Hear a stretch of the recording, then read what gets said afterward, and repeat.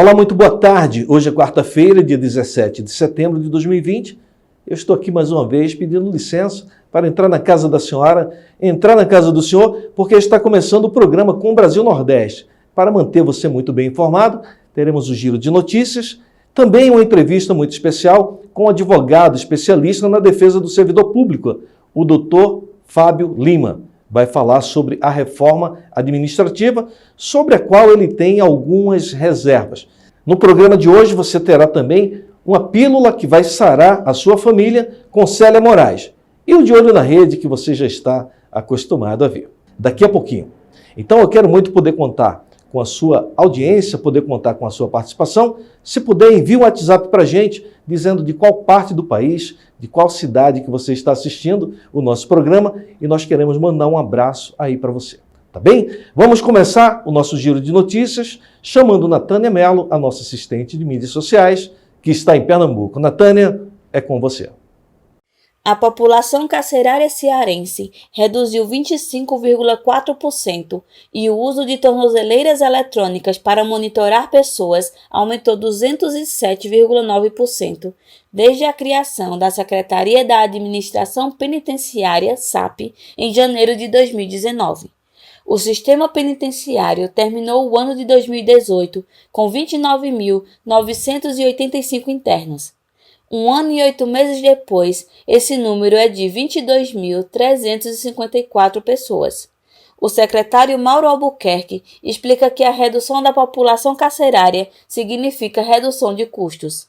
Uma das motivações da redução da população carcerária foi o aumento do uso de tornozeleiras eletrônicas no Ceará. Hoje, 7.929 pessoas são monitoradas, segundo a SAP. No fim de 2018, eram 2.575. O aumento é de 207,9%. Ainda na região Nordeste, o consultor político Vinícius Nage, coração do Vinícius bate pelo Maranhão. Vinícius, pode chegar. Alô, Sandro de Moura, alô, programa Brasil Nordeste. O meu coração bate pelo Maranhão. Uma boa notícia para estados, municípios e para o Distrito Federal. O projeto de lei 3892/20 autoriza estados, municípios e Distrito Federal a utilizarem os recursos oriundos de diversos repasses federais para financiar o retorno seguro às aulas presenciais na rede pública de ensino. Já aprovado no Senado, o texto tramita agora na Câmara dos Deputados. Pela proposta da senadora Cátia Abreu, que é do PP do Tocantins, poderão ser financiadas a adequação da infraestrutura das escolas, equipamento de proteção individual, máscaras e viseiras, material de higiene, contratação de mão de obra temporária, internet e treinamento dos professores, entre outras ações.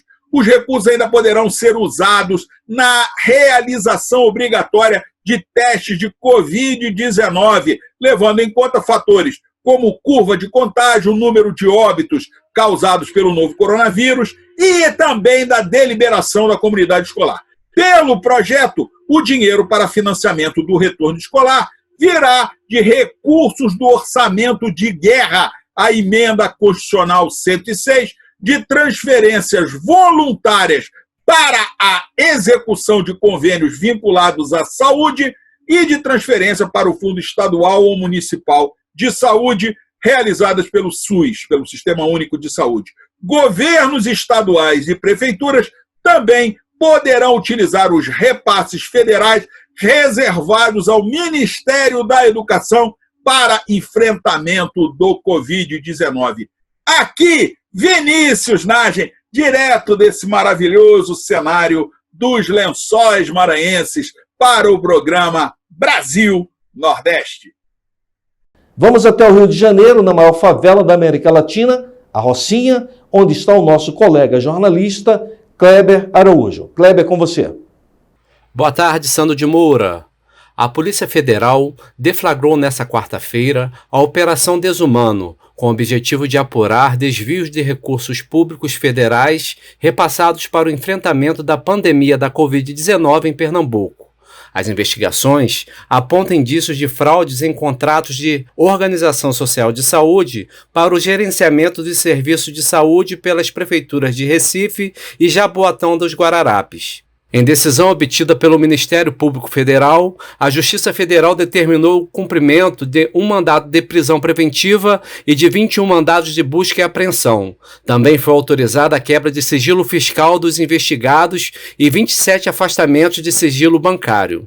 De acordo com as investigações, foram identificados fatores de risco na execução de valores em 2 processos de dispensa de licitação que favoreceram as empresas investigadas com um total de 58 milhões, sendo 34 milhões no município de Recife e 23,7 milhões em Jaboatão dos Guararapes. Os levantamentos indicam o possível direcionamento por parte de agentes públicos para a contratação de organização social sem que essa tivesse requisitos formais e capacidade operacional, patrimonial e financeira compatíveis com os serviços pactuados. Os indícios apurados sugerem que ocorreram pagamentos indevidos mediante desvios de recursos na execução dos contratos. Em 2020, até o mês de agosto, o Fundo Nacional de Saúde liberou para Recife cerca de 95 milhões para o enfrentamento da Covid-19, enquanto o município de Jaboatão dos Guararapes recebeu cerca de 32 milhões. Assim, fica difícil sustentar o discurso de que a culpa pelas mortes causadas pelo novo coronavírus é exclusiva do senhor presidente, quando, na verdade, os recursos que deveriam ser aplicados em outras demandas para o enfrentamento da pandemia estão escorrendo pelo ralo da corrupção na esfera política municipal e estadual. Kleber Araújo para o programa Brasil Nordeste. Agradecendo mais uma vez a sua participação. Se puder, passe um WhatsApp para o telefone que está aparecendo no seu vídeo. Nós queremos falar para você, para a sua cidade. Nós vamos a um breve intervalo comercial. No próximo bloco, uma entrevista com o advogado Fábio Lima, que vai falar sobre a reforma administrativa. É já já.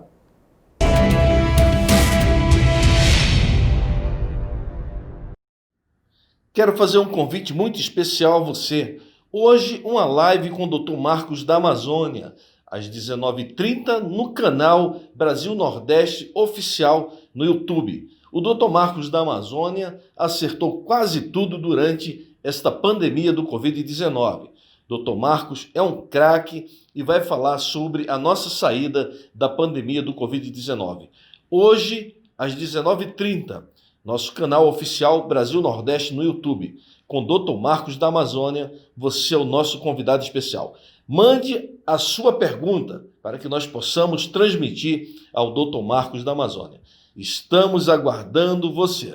A pandemia do coronavírus desafia governos em todo o mundo. No Brasil, nós do governo federal trabalhamos para enfrentar o seu avanço e cuidar da saúde da população. Investimos 16 bilhões de reais na compra de respiradores, ventiladores pulmonares, equipamentos de segurança e medicação. Estamos distribuindo 22 milhões de testes em todo o país. Destinamos 50 milhões de reais para pesquisas e garantimos ajuda financeira de 3 bilhões de reais para estados e municípios. A prioridade é proteger a vida dos brasileiros, mas não podemos deixar de lado questões fundamentais para vencermos essa crise, como preservar empregos e manter a renda da população. Aprovamos auxílio emergencial de R$ 600 para os mais vulneráveis e destinamos 40 bilhões de reais em crédito para as micro e pequenas empresas. Novas medidas continuarão a ser tomadas, porque a vida dos brasileiros vem em primeiro lugar. Trabalhar para proteger a vida e os empregos. Esse é o nosso compromisso. Governo Federal.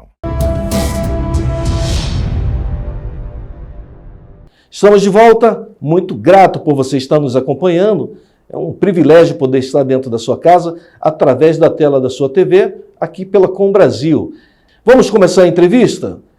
Dr. Fábio Lima, especialista no direito do servidor público, vai falar sobre a reforma administrativa. Coloca na tela. Olá, boa tarde, obrigado mais uma vez pelo carinho da sua audiência. O nosso bate-papo de hoje é com o advogado Dr. Fábio Lima, paraense, há 12 anos aqui na capital federal. Dr. Fábio é especialista na defesa do servidor público e a gente vai falar um pouco aqui sobre a reforma administrativa. Doutor Fábio, boa tarde, um prazer ter você aqui. Boa tarde, Sandro, boa tarde a todos, é um prazer estar aqui na TV Com. Doutor Fábio, a sua principal contestação é em relação aos valores que seriam economizados eventualmente com a reforma administrativa. O que você tem a dizer sobre isso? Na verdade, a gente precisa ser claro. O próprio Ministério da Economia, num primeiro momento, afirmou a reforma administrativa, a PEC que eles enviaram para o Congresso Nacional, não traz economia. Só que mais na frente eles dizem que tem que fazer a reforma para economizar, porque o Estado estaria quebrado e tudo mais. E aí surgiu depois um estudo do IPEA que estima em vários cenários, e em algum desses cenários ele diz, olha, se a gente não contratar ninguém nos próximos 20 anos, se a gente reduzir o salário de quem entrar, e se a gente congelar o salário de quem está hoje, vai economizar 2 trilhões. Sim, se a gente fechar o Estado brasileiro, economiza mais ainda. Só que se a gente não repor quem sair, vai faltar médico, vai faltar professor, que já não está sobrando. O Brasil, para você ter noção, Sandro, a gente tem em média nos estados 50% dos policiais que estão previstos no efetivo. E isso se repete nas mais diversas categorias. No Serviço Público Federal, por exemplo, você tem em média 20 a 30% menos cargos ocupados do que estão previstos na lei. Então já falta gente. E aí uma economia que é baseada em não deixar contratar mais ninguém, é uma economia que é melhor fechar a porta para economizar de vez. A questão da Previdência foi tratada na reforma da Previdência. Por exemplo, a questão da pensão. O governo já fez uma modificação que passou de que a pensão agora é de 50% e é por tempo determinado. Então, por exemplo, se ele não tivesse herdeiros, tivesse só essa esposa, ela receberia 50% e por X tempo. Não existe mais essa pensão vitalícia. A última pensão vitalícia que a gente tem é a pensão das filhas dos militares, que já foi extinta para os novos militares há mais de 10 anos, e agora você tem alguns casos de gente que já teve esse direito deferido lá atrás. Então, são exemplos que às vezes não existem mais. Agora, o que a gente tem que pensar é o seguinte, a estabilidade, que é o que estão pensando em mexer aqui. Um ponto importante. É um ponto importante para a gente discutir. É um modelo que funcionou muito no Brasil, porque qualquer um que compare como era o Brasil antes de você ter o concurso público e a estabilidade, e como é o Brasil hoje, você tinha delegado indicado. Todo mundo lembra dos casos dos delegados biônicos, gente que ficava milionária, a situação dos cartórios que não eram por concurso, eram hereditários. Como melhorou isso com o concurso e com a estabilidade? Então, quando a gente vê órgãos aí, por exemplo, a questão do INEP, do INPE, o vice-presidente Mourão falou, no INPE tem opositores do governo. Imagine esses cientistas sem estabilidade. O que é que restaria de um instituto desse hoje? Mas você acha que o vice-presidente exagerou ou, de fato, alguns funcionários públicos acabaram também se partidarizando e, além das suas atividades como servidor público, às vezes fazem sua defesa política dentro dos órgãos estatais? Olha, eu não vou dizer que isso nunca existiu, mas quando existe, isso já é proibido. Você tem um procedimento para isso. Mas na prática não consegue. Para você exonerar um funcionário desse... acaba ficando um pouco genérico, porque se a gente pensar, por exemplo, a CGU, ela lança relatórios anualmente quando servidores públicos federais são demitidos. E sempre são. Todos os anos são demitidos algumas centenas de servidores federais. E esse pode ser um dos motivos. Agora, eu não posso fazer uma acusação contra você ou você contra mim sem provas. Vou acusar, mas não vou provar. Isso é muito grave. Sim. Então, eu acho que o vice-presidente da República ele tem todo o ferramental, tem todo o gabinete dele para mover. Se ele tem evidência disso, se ele tem algo que comprove do contrário, é dever dele, senão é prevaricação. É dever dele ir atrás e punir quem está fazendo algo de errado. O nosso colega Eduardo Negrão, ele faz aqui uma observação. Ele diz que a Previdência tem um grande déficit, mas esse déficit não tem peso igual, não é paritário. Por exemplo, enquanto o trabalhador urbano recebe seu benefício INSS e tem um déficit per capita de R$ 1.843, o servidor público de R$ 63 mil, ou seja, 3.400% a mais. Você está assistindo a entrevista com o Dr. Fábio Lima, especialista no direito do servidor público. Ele faz algumas contestações em relação aos números do governo federal. Segundo o Dr. Fábio, não existe garantia de que o governo federal, com esses cortes que pretende fazer, irá ter a tal sonhada economia no orçamento da União, é o que diz o Dr. Fábio Lima. Vamos ouvi-lo. No caso de um aposentado comum. E se tratando de militares, pior ainda, né? Verdade. 127 mil reais déficit per capita, ou seja, dos militares, 68 vezes maior. O que você acha a respeito disso? Eu lhe digo o seguinte, eu não posso confirmar os números, mas realmente já ouvi números dessa ordem. Duas coisas. Primeiro, que o servidor público que entrou desde 2013, ele entra nas mesmas regras que qualquer cidadão numa empresa privada no regime geral de previdência. Ele entra num regime próprio, mas ele contribui na mesma alíquota até o teto do INSS e depois disso ele vai ter que contribuir, se ele quiser, para um regime complementar de previdência como eu e você. Quanto aos militares, de fato, o maior déficit previdenciário do Brasil hoje decorre dos militares. Eles não são tangenciados de nenhuma forma nessa reforma administrativa agora. Eles foram beneficiados na reforma da Previdência e eles tiveram uma reestruturação de carreira com aumento salarial em consonância com a reforma da Previdência. Então, esses grandes gargalos do Brasil, eles continuam não sendo enfrentados realmente.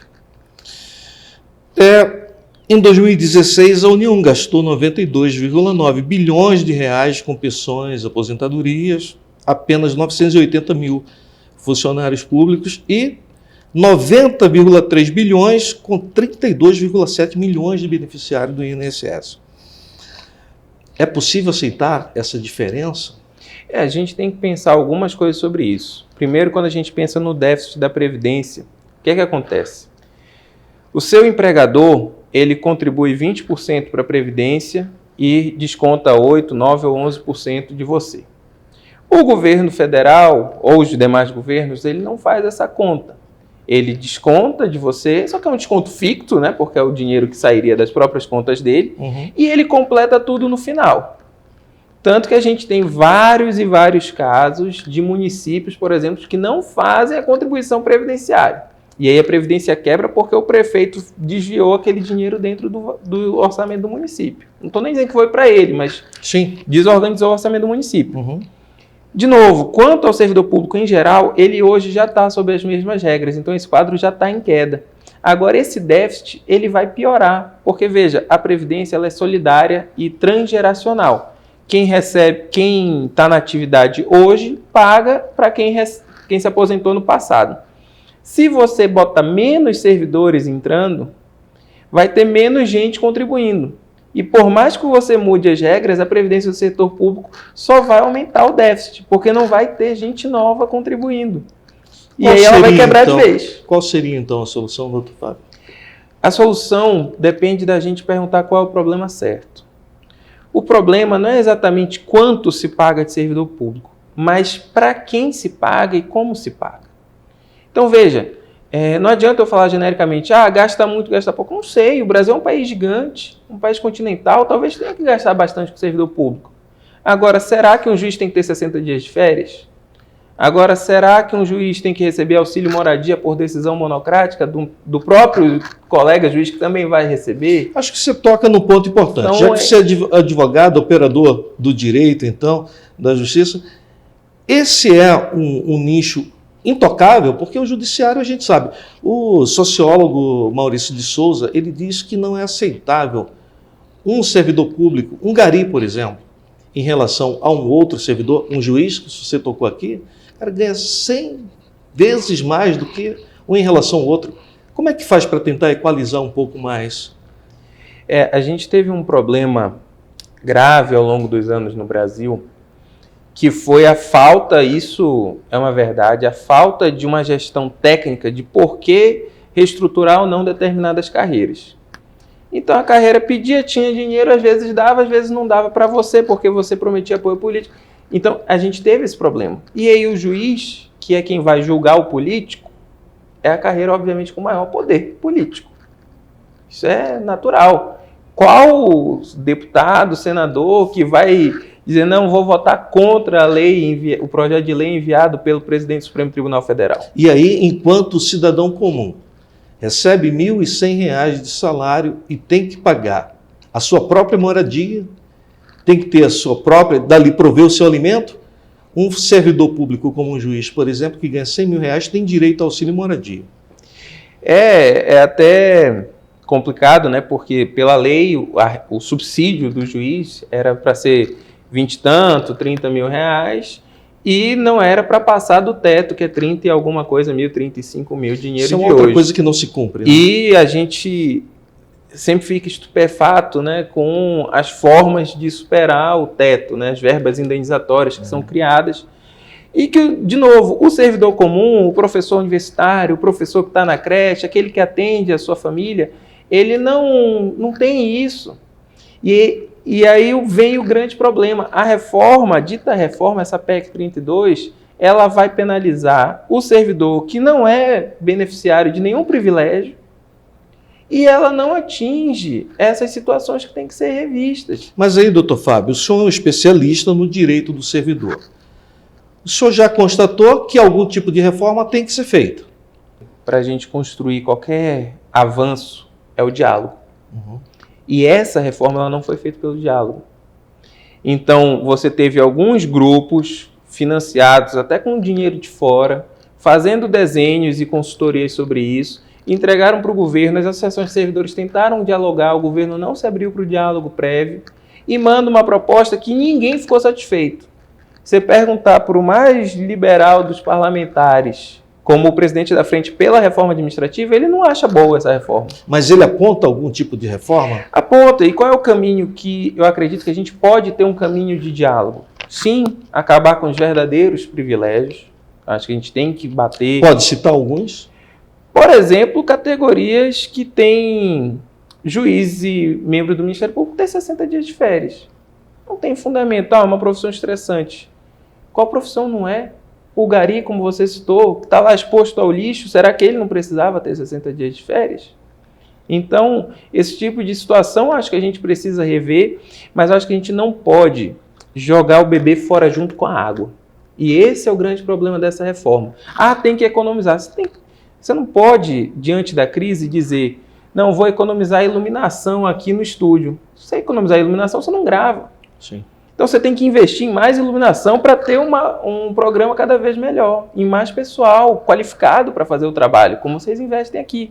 Então, se o país quer sair da crise, ele tem que pensar qual é o profissional que eu preciso para sair da crise. Será que eu preciso de mais professores? Será que eu preciso de mais cientistas? Será que eu preciso de mais técnicos? E não vou baratear e vou mandar todo mundo para casa mais cedo. Isso não vai fazer a gente sair da crise. Então a gente tem que pensar não pode pensar com fome. A gente tem que pensar em como a gente quer um projeto de desenvolvimento para o Brasil. E para a gente desenvolver tem que ter servidor motivado, qualificado, avaliado.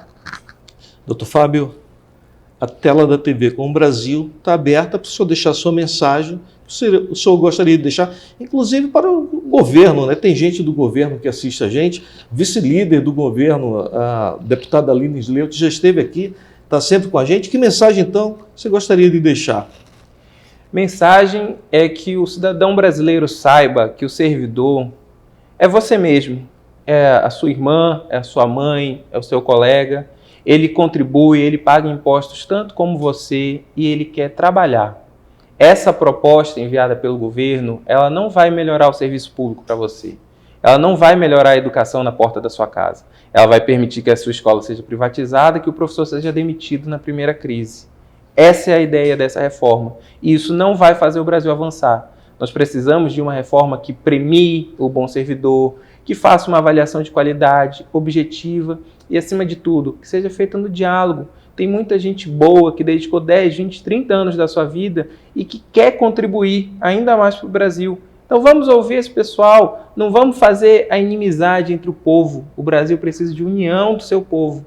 E essa ideia de botar o servidor como inimigo só vai trazer mais discórdia, mais desunião. Deixa o servidor trabalhar pelo Brasil. Quero agradecer ao doutor Fábio, mas quero agradecer especialmente a você pelo carinho da sua audiência. E uma coisa, eu estou de acordo aqui com o doutor Fábio. O juízo final, quem tem que fazer é você. Mas o país precisa de união, tem que haver diálogo. Não dá para ficar um grupo entrincheirado totalmente contra tudo e outro querendo simplesmente passar por cima, né? Eu acho que o diálogo é sempre algo que constrói. Doutor Fábio, obrigado por ter vindo atender o nosso convite e estamos aqui sempre de portas abertas, sempre que os servidores quiserem deixar sua mensagem através da sua voz, a gente está aqui de portas abertas, tá bom? Obrigado, Sandro. Obrigado a todos. Um grande abraço. Até mais. Até a próxima. Agradecemos ao Dr. Fábio pela entrevista. Estamos chegando ao final de mais um programa. Agradecidos a Deus, agradecidos também a você por abrir a porta da sua casa para que nós possamos entrar através da tela da TV Com Brasil. Amanhã, mais um programa. Antes de encerrar, quero chamar a Célia Moraes para trazer a Pílula da Família. Uma pílula que vai sarar a sua família, especialmente se você tem alguém com problema da dependência química. Célia, é com você. Olá pessoal, estamos de volta aqui com vocês para falar de um assunto muito relevante hoje para as famílias brasileiras e do mundo todo, que é o uso, abuso e a dependência de drogas na família. Algo que destrói, que desestrutura e que leva as pessoas a saírem das próprias vidas para viver o drama que é acompanhar a vida de um dependente químico. Hoje eu vou falar sobre algo que as pessoas normalmente me questionam muito, que é, será que se eu usar uma vez a droga, eu vou ficar dependente químico? Não, se você usar uma vez a droga, você não vai ficar dependente químico. Você vai estar experimentando a droga. O que é que vai provocar você a ficar dependente da droga? São vários fatores. Por isso que a gente diz que a dependência química, ela não depende de um único fator, ela é multifatorial. Ela depende da estrutura genética da pessoa, ela depende do ambiente onde a pessoa está inserida, ela depende do momento emocional que a pessoa está vivendo, no momento que experimenta a droga, e ela depende das amizades, do ambiente, enfim, de todo um contexto que juntos vão levar aquela pessoa ao uso, ao abuso ou à dependência de drogas. E qual é a diferença do uso, abuso e dependência de drogas? O uso é o uso social, quando você encontra um amigo, você se descontrai ali num bate-papo e usa um pouco de cerveja ou de vinho, enfim. O abuso, ele ultrapassa um limite e faz com que você fique fora do seu controle, você perde o seu controle algumas vezes. Já a dependência química, ela envolve estruturas neuroquímicas, ela envolve todo um contexto familiar, envolve a genética da pessoa, ou seja, é um conjunto de fatores que vai promover a dependência ou não. Agora, existe um meio de evitar? Existe. Como é que eu sei que eu sou uma dependente química se eu nunca usei droga? É uma roleta russa. Eu só vou saber se eu vou me tornar uma dependente química se eu começar a usar a droga. E aí a minha estrutura genética, o meu momento social, a minha estrutura familiar de amigos, de convívio, é que vai determinar se eu vou continuar no abuso e me tornar um dependente químico ou não. Nesses momentos de abuso é a hora que a família deve intervir. É nesse momento que você evita que aquela pessoa necessite da droga, assim como o diabético necessita da insulina para ele poder viver. É uma dependência que ele vai ter da droga para ele ser ele mesmo. Ou seja, a vida dele vai passar a ser moldada pela busca da droga. Ele deixa todos os outros valores familiares, valores sociais, tudo que ele aprendeu para trocar pela droga. E aí é que se instala a gravidade na família, onde desestrutura a família. Então, essa pílula de hoje, a dica para você é, quando você perceber que um ente da sua família está abusando do uso do álcool ou de outras drogas, você intervenha com sabedoria, busque ajuda novamente, repito, busque ajuda especializada e provavelmente você vai ter êxito se você souber fazer uma intervenção correta nesse momento, para que não chegue então à dependência. De uso de drogas, intervenha, vale a pena. Não pensa que você vai estar perdendo seu tempo. É nesse momento que você pode impedir que a pessoa se torne um dependente químico. E aí você vai usar da sua sabedoria e se você não tiver estrutura emocional para intervir, você vai pedir ajuda, porque tem muita gente que consegue te ajudar. Grupos, igrejas, psicólogos, pessoas especializadas em dependência química. Eu desejo a você boa sorte e a gente se encontra no próximo encontro. Agora sim, chegamos ao final do nosso programa. Muito obrigado mais uma vez pelo carinho da sua audiência. Receba o meu carinhoso abraço e até a próxima.